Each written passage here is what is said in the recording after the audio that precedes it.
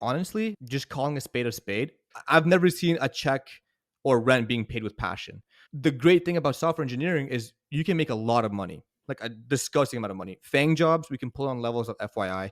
Like junior developers are making 200,000 total compensation, which is on like that's more than both my parents combined. Yeah, And like that's like a mechanical engineer with 30 years of experience or something. more. Yeah, that's Yeah. probably like two with 30, like a professional engineer. Like with like Yeah. you're not gonna get that.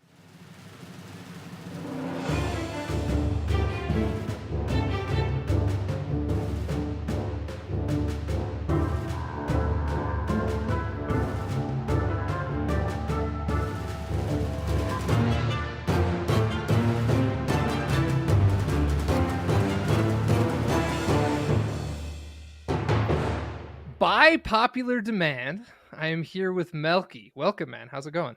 What's up, man? Appreciate the opportunity to have me here. Excited. I know I have to reschedule a few times because I'm super bad with planning, dude. I'm like, I just can't plan. It's such a bad thing. I go with the wind, but I'm excited.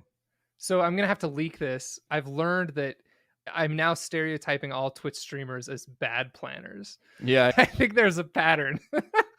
Now, obviously, every single one of my listeners probably already knows who you are. But for the 5% that isn't aware of your fame, go ahead and tell us just a little bit about who you are, what you do for work, and all that kind of stuff. Yeah, for sure. Okay. It's fitting. Backend banter. So I'm a backend engineer. I'm a backend engineer that wears a front end mask, I would say. But yeah, my name is Melky. It used to be Melkey Dev, but I removed the dev part. And I work for Twitch right now. I'm a ML infrastructure engineer at Twitch. So it's like infrastructure as code, lots of backend stuff, lots of services that I own and create. And I stream on Twitch. So you catch me there. We talk about a lot of different things, try to keep up with the latest innovations in the tech world and specifically in the front end world. That's why I wear that mask, because professionally, I get paid to write code for backend stuff and infrastructure pipelines, all that greasy, heavy level, deep dive stuff. That's what we love But here. yeah, exactly. But I think a lot of my passion, a lot of the apps I build are more front end centric. So I definitely have a good feather in my cap when it comes to understanding the current changes in both worlds.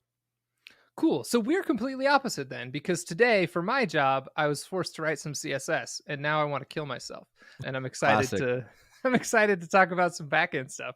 Nice. So it sounds like your correct me if I'm wrong, your role is almost like a data engineer. You're like building tools for ML stuff. I wouldn't necessarily say it's a data engineer. There isn't a lot of the tools I build have a sincere focus with handling data and providing data at large scale, like at Twitch scale. And so I've built tools that provide data for models to be inferenced and trained on. And that is a part of my job, but the majority of it is more the infrastructure and setting up. How do we even create the pipeline to process this data? How do we scale it? What do we use to even, what's the first step? How do you go from handling data that's, let's say, a stream of 30 data points a second to handling a million data points every minute or something like that, right? Right. The scale is much different. You can't really use the same infrastructure. And it's also how do we apply the smart infrastructure, because you don't want to just throw the bag at it and just like more money will solve your problems. You have to be smart about it. There's always cost implications. Even though I work at Twitch, which is like under AWS, we still have to be mindful of our cost there. So it's a lot of stuff like that. And, there's a lot of back end core service stuff that I also get my hands dirty on. Got it. Okay, cool. So we have this. I would argue a very similar background. Before working on Boot Dev, my title was backend engineer, but I did a lot of this data engineering stuff. The data I worked on, though, I'm sure is quite different. We basically ingested a large portion of Twitter and Reddit and text data and did a bunch of NLP text analysis. But at the end of the day, I was basically just ingesting all of this data, cleaning it up, shoving it into some database, and then later we'd do some ML stuff, analysis and aggregations and that sort Yeah, of thing. that's super similar to the stuff I do. The data might be different, but the underlying goal sounds the same. Yeah. So do you work mostly with like video, like encoded data, or are you doing like likes and subscribes and like that kind of event stuff? Yeah, so there's a separate team altogether that handles everything data. I don't touch any core data ingestion stuff. That's, like I said, like a whole separate team. My stuff is more so like, yeah, like everything else when it comes to a user's interaction on a Twitch platform. So when they click something, when they subscribe, when they unsubscribe, when they follow, when they unfollow, any action, all of that gets piped in real time into like our data lake, into our streaming platform, all of that stuff. And then it's how do we process the scale of that per user, per channel, per user channel pair. And it gets, you can imagine for one channel, so let's say a channel like XQC pops up, right? And XQC not only has 30K live viewers, but let's say 10,000 of them are constantly talking in chat. So we're ingesting all of that data and all those parameters. And then let's say from that 30,000, let's say at a time, every second, 100 are gifting a sub or in the process of resubscribing. And from that 30,000, let's say 5,000 clicking follow for the first time. Or another one is, let's say out of those 30,000, 10,000 have another tab open with another streamer. And then we do the exact same thing all over again, all matching that to the same user and all their channel pairs. So it gets pretty gnarly pretty quickly.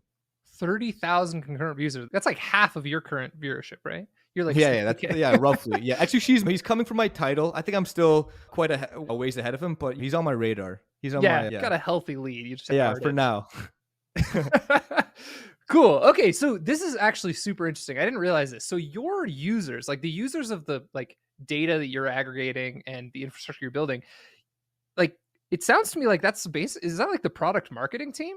The product team? Are they going and like trying to figure out what viewers and streamers are doing and how they're using the product so they can improve it? Or how does that work?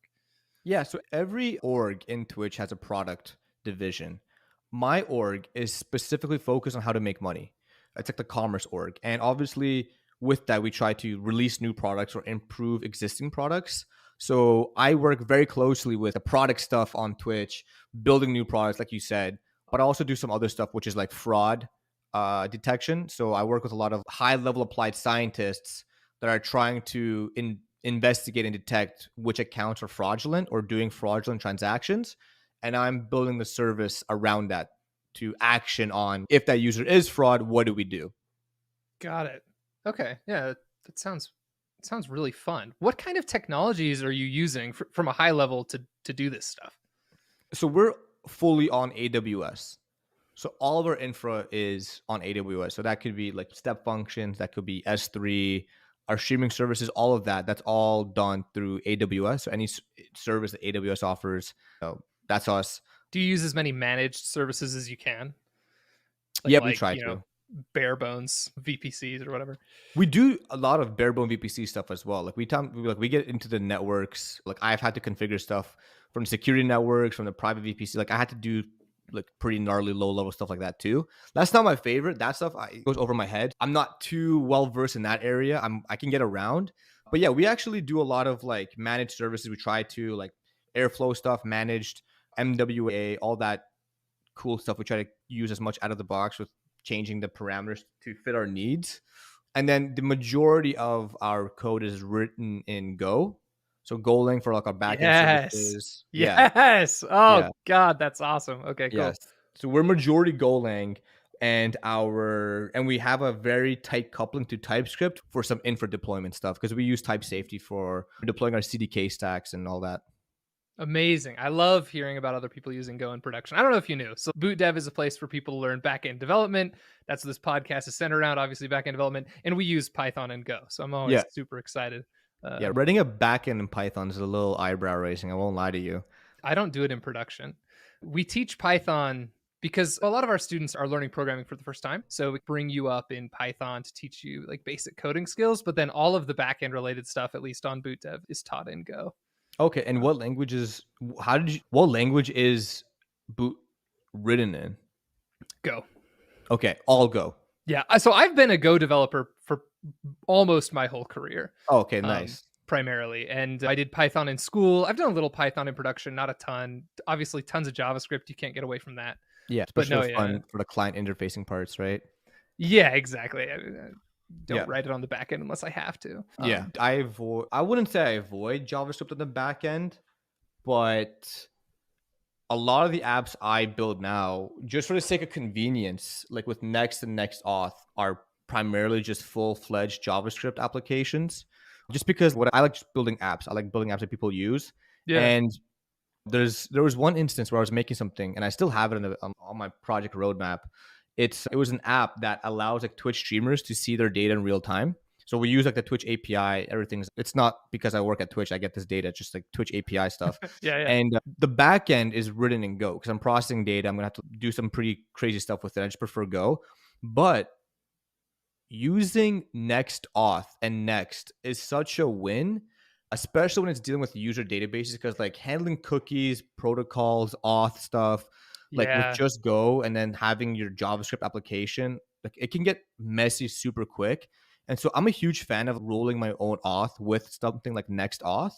It trying to get that, trying to have a JavaScript or a TypeScript project with Next, which is technically a backend framework for TypeScript, with a true Go backend like Go, you can imagine it's pretty messy and hard to maintain fast. But I think I found a decent medium for it for right now. Yeah, so that's actually like you've pretty much described the stack that I prefer for a significant number of web apps, which is basically like this full stack kind of TypeScript back end, front end for like the application itself. You Yep. know how there's like the back end for the front end and then there's the actual back end? Backend. Yeah. Yeah, so like the back end for the front end makes a lot of sense for me to be in TypeScript, but then like Yep. sometimes you need to do like heavy data processing. If you hate money, then you can do that in TypeScript. Some of us don't hate money. Yeah. And just it makes there's not the tooling isn't like robust enough, I think, in TypeScript to handle true data processing at that scale. Go, that's what kind of a Go is made for, right? It was built to be used as a microservice for these kind of purposes. So now that I'm like super happy about your tech stack and we've geeked out about that, I Yeah, I want can to pass. talk. Yeah, I want to talk a little bit about your like how you view how you got to where you are. Mm, So on your stream, a lot of times you talk about career stuff. yeah. Do I need a CS degree to get to Yep. where I am today? You're a, correct me if I'm wrong, senior developer at Twitch, right? Yep. Yep. Cool. How did you get there? Did you get a CS degree? Do you need a CS degree? Let's dive into that topic a little bit. Yeah, I preach what I believe in always. I'm never going to be a person who like says something but I do something outside of what I say. I mean, all my experience comes from what I've witnessed, right? So this may be different to other people.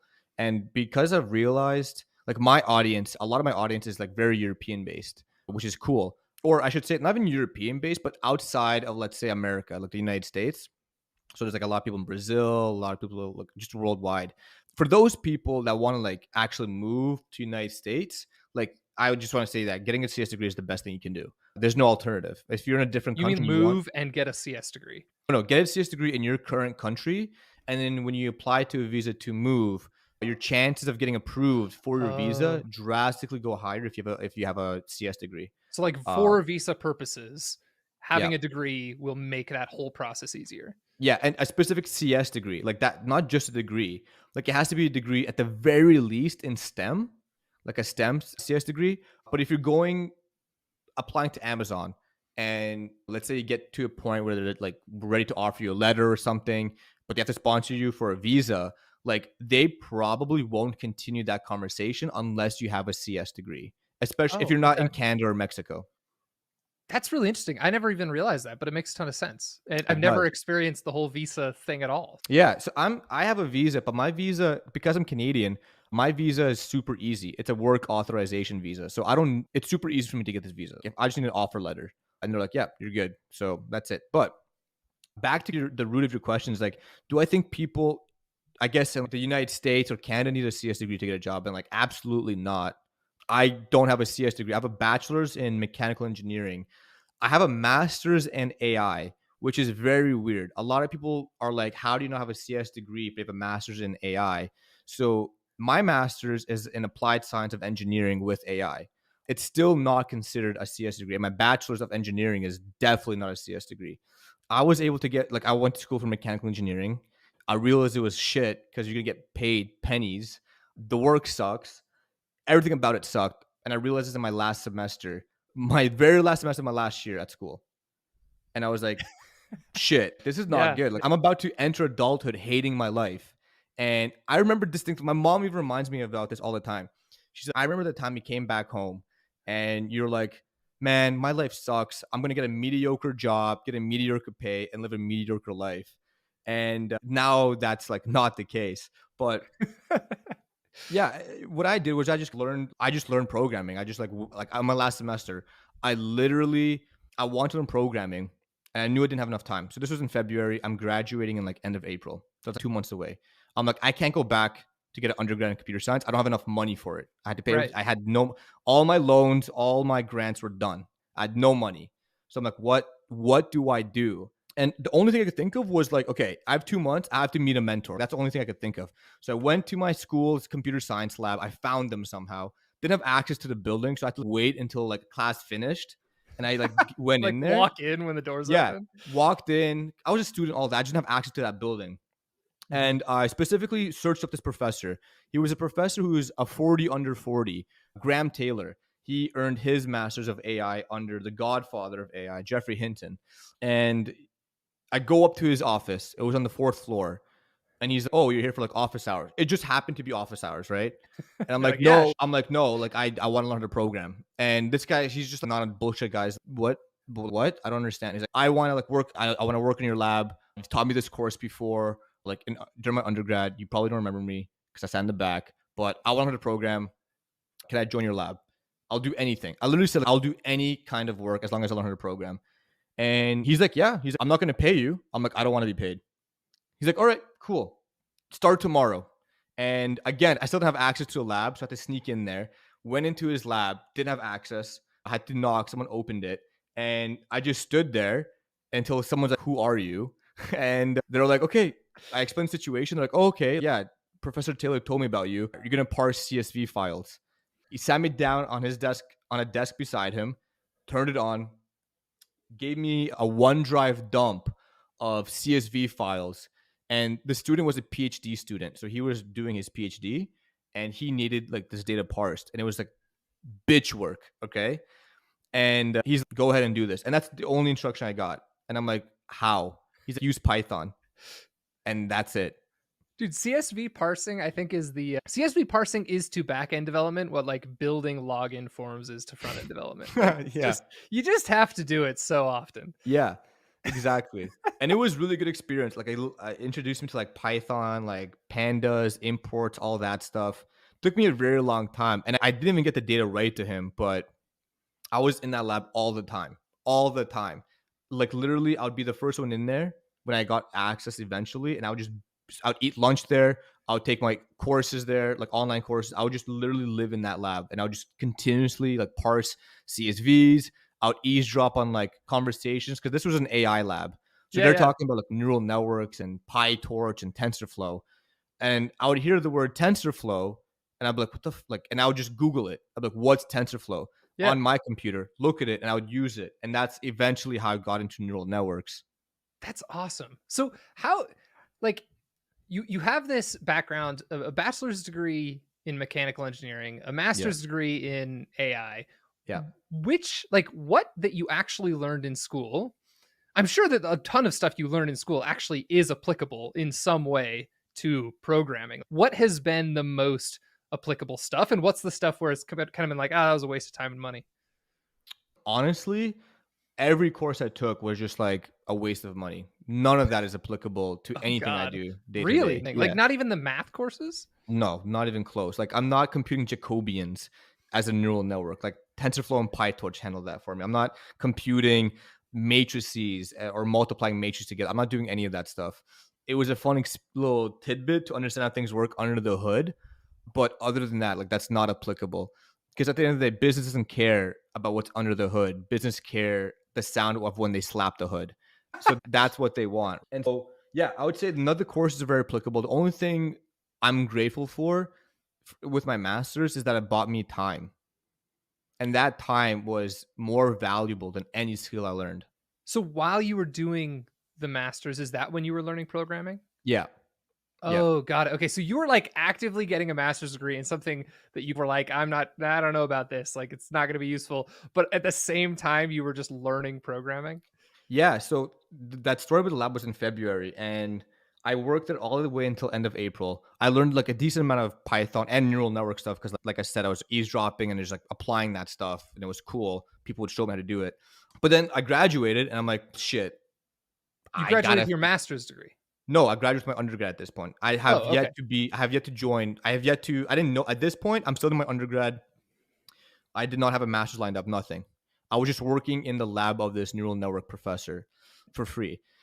And then I graduated. I was like, okay, I got to find a job somehow as a programmer. I was like determined. I was like, I got to find a job as a programmer.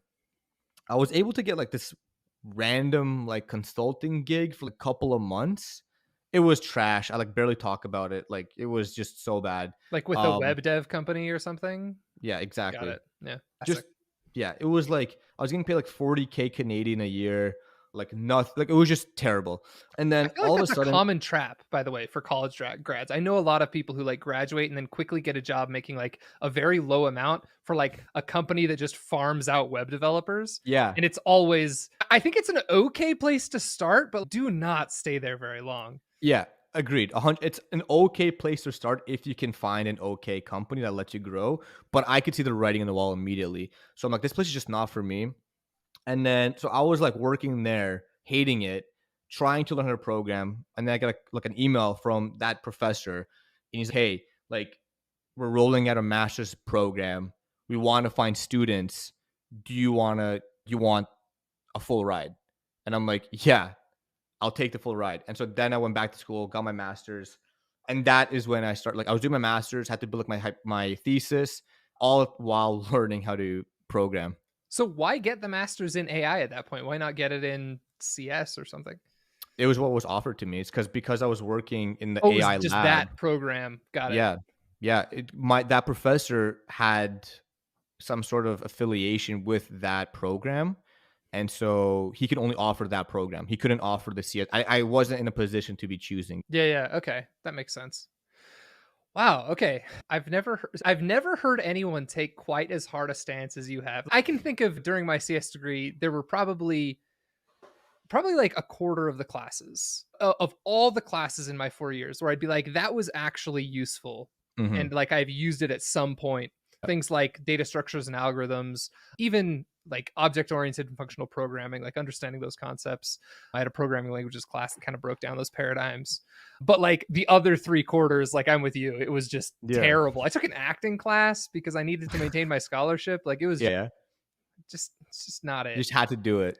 Just had to do it. Yeah, it's that kind of stuff is like okay when you're 18 years old and you're just like living super cheap and college is paid for again because I had a scholarship. But if you're in your late 20s or 30s and you're trying to make a shift into tech, like that can be such a waste of time. Yeah, and that's exactly like especially for people who are making that shift, like you don't need a degree. That's a trap. Because like you said, people at that age, they have a lot more responsibility. Like they probably have a family, their parents are older, they might have like their own child, whatever, right? Like they have bills to pay, mortgages potentially. Like you can't I don't know if I can swear or not. Yeah, but you can't mess around and go to school for 4 years to gain some dusty degree. Like at that point, you definitely need to do it yourself. Like a CS degree at that point is not going to give you any more information because it's not only that it costs a lot of money, it costs a lot of time. And like time is worth more than money in certain aspects, right? So that's why when you ask what's the one thing I was like grateful for, like it was the time that my master's bought me. I never talk about my thesis because I'm not really proud of my thesis work, but I'm proud of what I did in that time of basically learning how to program and getting hired as an engineer. So we know what you wouldn't do again, right? If you were to reverse engineer your career at Twitch. So if you knew, let's like have a thought experiment. You know that your goal is to get your current job at Twitch and you have, I don't know, 4 years to do it. So we're shipping you 4 years in the past. How would you re-engineer from the ground up that learning experience? Would you go to college? Would you not go to college? What would you do instead? What resources would you use? Yeah, no, I would not go to college at all. That wouldn't even cross my mind. That would like absolutely not. What I would do, and this is assuming, do I need to work or anything, or am I like a college student? Oh yeah, that's a good question. How old are you now? Do you mind me asking?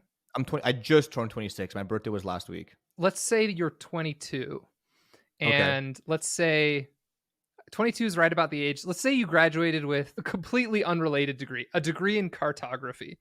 Map making. Okay. And now you're like, oh crap, I don't know why I got this degree in making maps, but now I want to go get a job working at Twitch. And the reason I'm using this scenario is actually this is like a lot of the students I talk to on Boot Dev are in a similar situation. It's like, just got a music degree. Oh crap, I actually want to be a software engineer.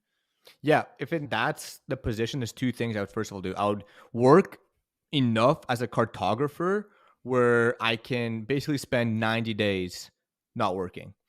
That's my main goal. Like before I even touch programming, I would maybe lightly like brush up on like certain things at night after I do my job, after I do my thing. But I would save up for 90 days. Or For 90 not days or of work free, like sabbatical yes, from work. 3 Okay. months. Basically 3 months. I would save for 3 months, right? And this is assuming I have a job. If I don't, then I'm going harder in those 90 days. Essentially, the first step is buying 90 days, whatever, however you can do it. If you have to get a loan to get 90 days, then do that. If you have to just work for, I don't know, 4 months to buy 90 days, I would do that. The goal number one is to buy time, however you can. And then the first thing I would do is LeetCode.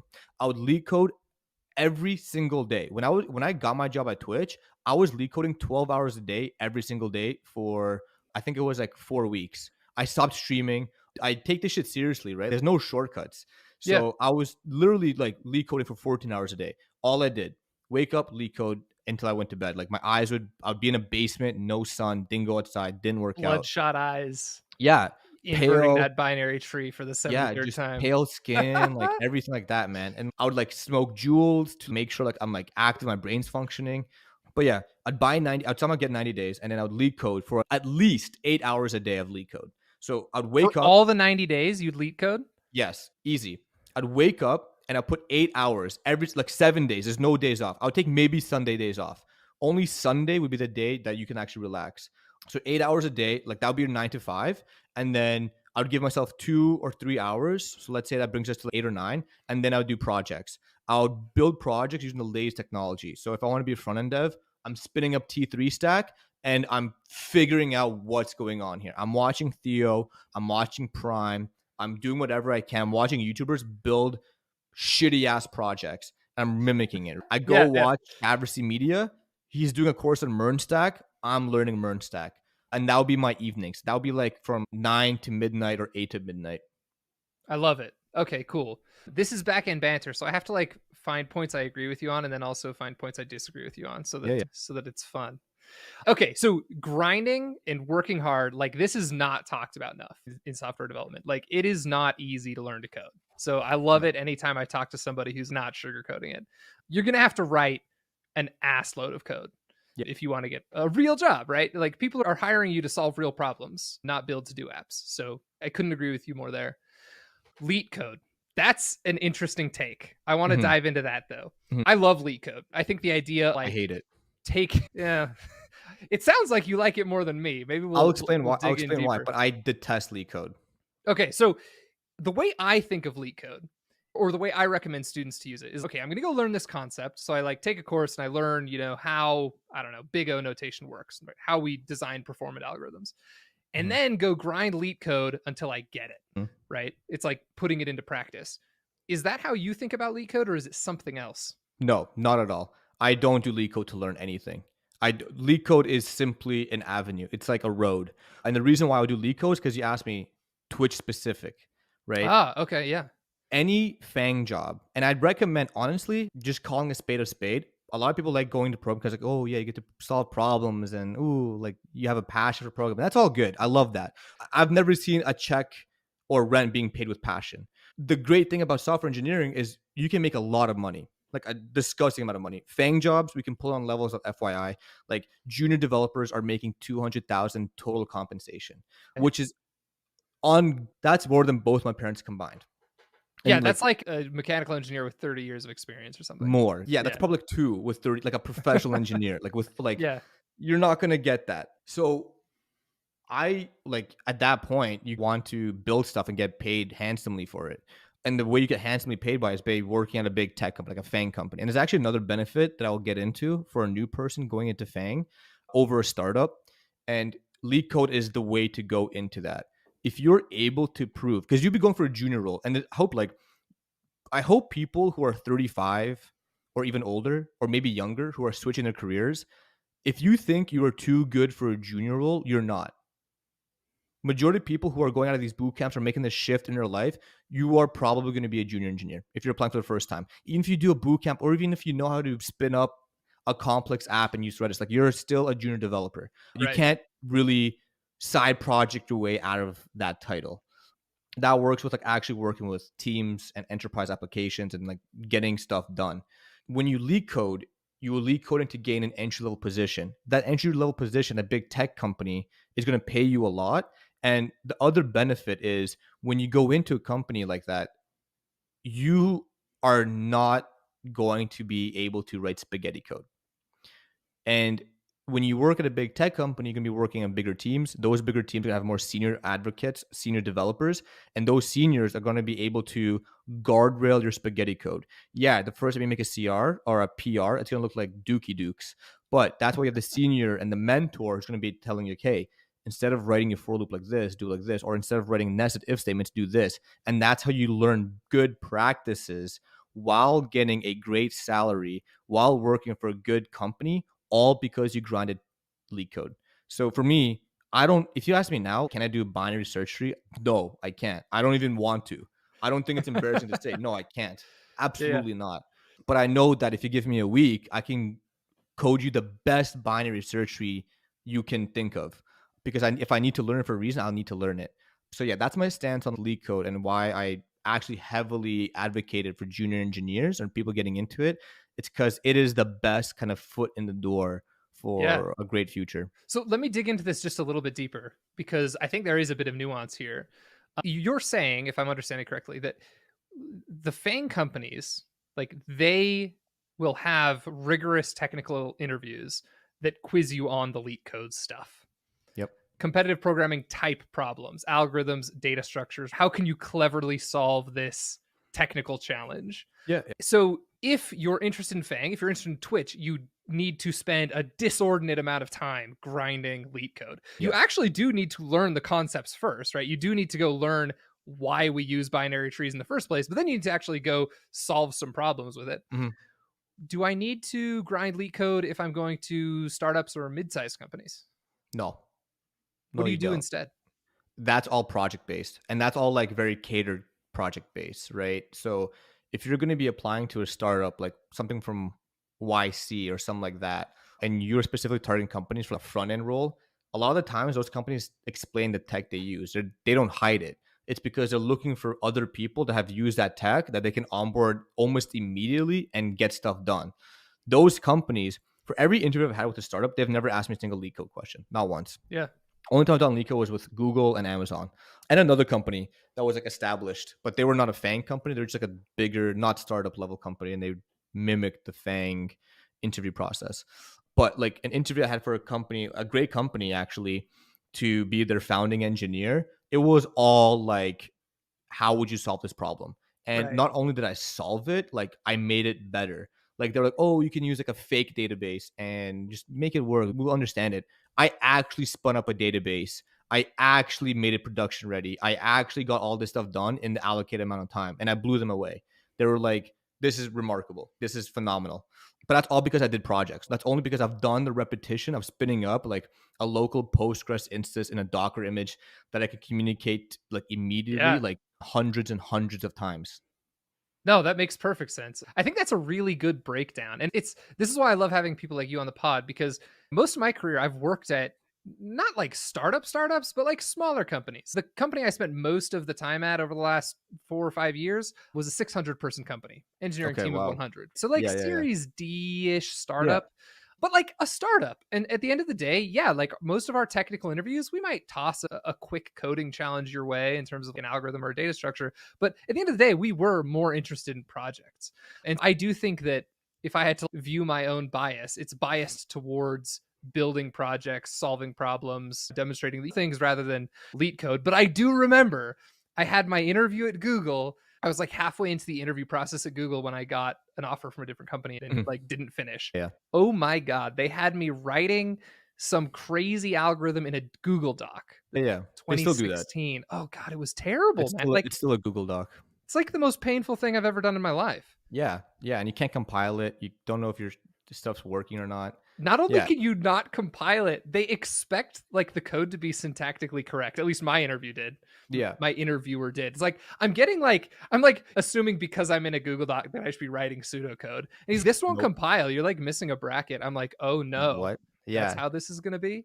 Yeah, and that's why it's super important to very early on. And like in that stream, I talked about like before you jump into code, because everyone you know is coding and all this stuff, you have to understand what your goal is, because you can really screw yourself up. If you're doing a ton of projects for your 9 to 5, let's you were able to buy those 90 days and your 9 to 5, you're just making projects, but then you apply to Google, like you're screwed. And like the stuff that you just did is not applicable. But if you're running LeetCode and you apply to Google, like that's way more applicable. And the flip side is if you spend your time doing projects, then you should probably catering to startups. So you have to like really set your expectations early on, just so you don't waste time. And I think a lot of people waste time. A lot of people Yes. waste time when they get into this industry. Yeah, I couldn't agree more with that. And it is tricky because there's lots of different ways to do it. And pretty much any engineer you talk to, like you go work on a team of 10 engineers and you talk to each one individually, they'll give you a very different story about how they got into engineering.